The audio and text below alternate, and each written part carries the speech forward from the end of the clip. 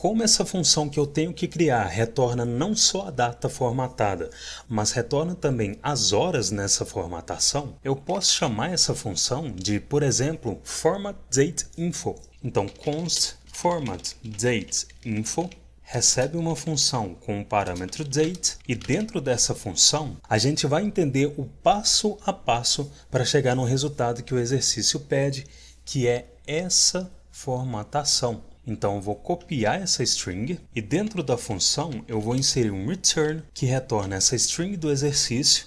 E se aqui abaixo eu inserir um console.log que recebe a invocação da formatDateInfo, que recebe present e salvar, a gente vê que a função retornou a string e agora a gente vai substituir essas informações estáticas da string pelas informações dinâmicas do momento atual. Então, para obter e armazenar as horas, eu vou inserir uma const hours que recebe date, que é o momento atual que esse parâmetro está recebendo, .getHours. E se aqui abaixo eu transformar essa string em uma template string, substituir o 3 por uma interpolação da hours e salvar, a gente vê a hora atual renderizada na string, então posso fazer o mesmo com os minutos. Então, abaixo da hours, para obter e armazenar os minutos, eu vou inserir uma const minutes que recebe date.getMinutes. E se na string eu substituir o 7 por uma interpolação da minutes e salvar, a gente vê as horas e os minutos atuais renderizados, mas no exemplo do exercício, os números que têm um dígito por padrão também precisam ser renderizados com 0 na frente, e a gente já resolveu esse tipo de problema aqui no retorno dessa string do exercício 1. E se eu descer até o exercício 7, a gente também precisou implementar o 0 na frente das horas, dos minutos e dos segundos. Então, para implementar esse 0 de uma forma reutilizável e evitar essas repetições, a gente pode isolar essa inserção do 0 em uma função e só invocar a função onde for necessário.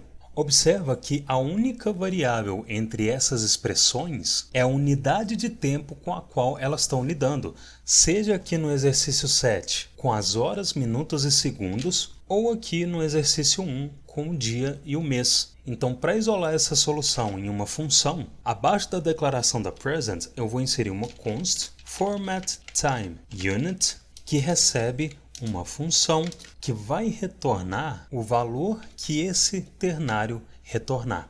Só que para essa função ser genérico o suficiente para inserir o 0 em qualquer unidade de tempo, seja horas ou dias, eu posso inserir um parâmetro unit e substituir as day pelo valor que o unit vai receber.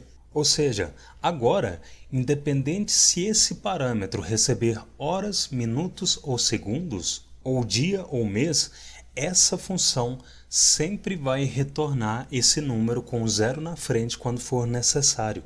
Vamos testar essa função? Nessa primeira interpolação, eu vou substituir esse ternário pela invocação da formatTimeUnit, recebendo day como argumento. Na segunda interpolação, a unidade de tempo vai ser a month e no segundo exercício eu vou envolver a hours e a minutes como argumentos da formatTimeUnit e se eu salvar, aqui na primeira linha a gente vê que o 0 antes do 6 continua sendo renderizado e que as horas dessa formatação do exercício 2 também estão sendo renderizadas normalmente. Agora, a gente precisa fazer com que esse restante da data também seja dinâmico. Mas como que a gente vai obter esse dia da semana, por exemplo, traduzido para o português? Olha só, o método getDay retorna um número representando o dia da semana e esse dia é zero-based, ou seja, 0 representa domingo, 1 representa segunda-feira, 2 representa terça e assim por diante. Então, se abaixo da minutes eu inserir uma const weekday, que recebe date.getDay, se eu substituir o domingo por uma interpolação da weekday e salvar, Como o dia dessa gravação é um sábado e como a contagem do getDay é zero-based, a gente vê 6 exibido como dia da semana e para obter o nome do dia da semana, a gente pode criar um array com os nomes dos dias e buscar esse nome no array através da sintaxe de colchetes baseado nesse número zero-based que o getDay retorna. Ou seja, esse número vai ser o index do item que a gente quer acessar no array. Então, abaixo da weekday, para armazenar o array com os nomes dos dias da semana, eu vou inserir uma const weekdays, no plural, que recebe um array que contém no index 0 a string domingo, no index 2 a string segunda-feira, e para a gente não dormir aqui, eu vou cortar o vídeo enquanto você termina de digitar os dias também.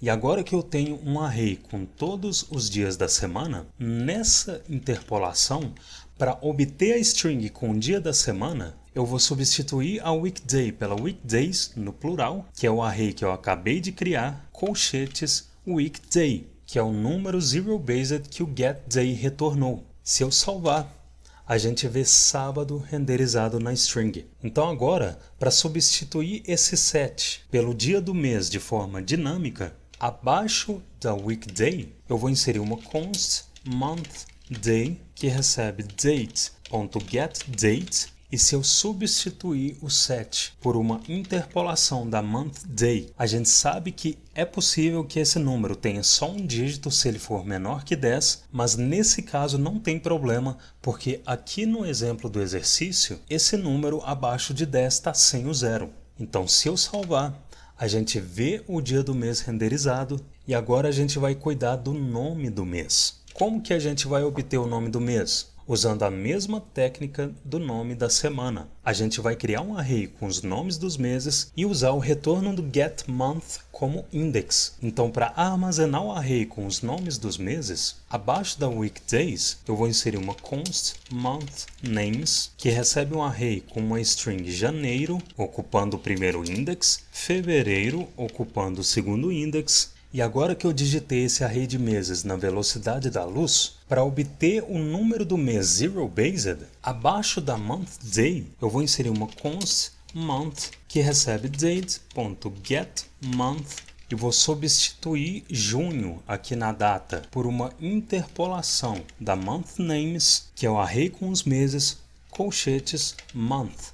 Se eu salvar, a gente vê junho renderizado na string, mas agora de forma dinâmica, e para renderizar esse ano também de forma dinâmica, aqui abaixo da month, eu vou inserir uma const year que recebe date.getFullYear, vou substituir 2020 pela interpolação da year, e se eu salvar, a gente vê 2020 renderizado na string de forma dinâmica.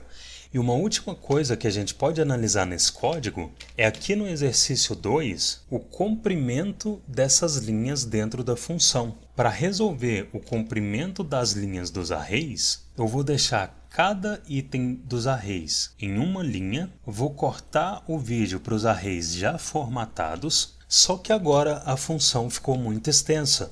Para resolver isso, eu posso mover os arrays para fora da função, vou formatar as linhas em branco que eles devem ter, e se eu salvar, a gente vê aqui na segunda linha que a formatação da data continua sendo exibida normalmente, e agora a gente precisa formatar o comprimento dessa template string. Como é uma template string, a gente não pode simplesmente quebrar a linha aqui, porque template strings renderizam quebras de linhas. Se eu quebrar a linha e salvar, a gente vê a quebra de linha na string. Então, para deixar essa string menor e mais legível, ao invés de invocar formatTimeUnit nessas interpolações, eu vou fazer com que o retorno das invocações do getHours e do getMinutes sejam os argumentos da formatTimeUnit. Então, eu posso remover a invocação dela dentro dessas interpolações. Vou fazer a invocação do getDay ser o index do item a ser buscado no array weekdays, então posso simplesmente referenciar a weekday nessa interpolação. Vou fazer a invocação do getMonth ser o index do item a ser buscado no array monthNames e vou só referenciar a month nessa interpolação. E agora a linha da template string não tem mais de 80 caracteres e ficou mais legível. Se eu salvar, a gente vê aqui na segunda linha que a formatação da data continua sendo exibida normalmente.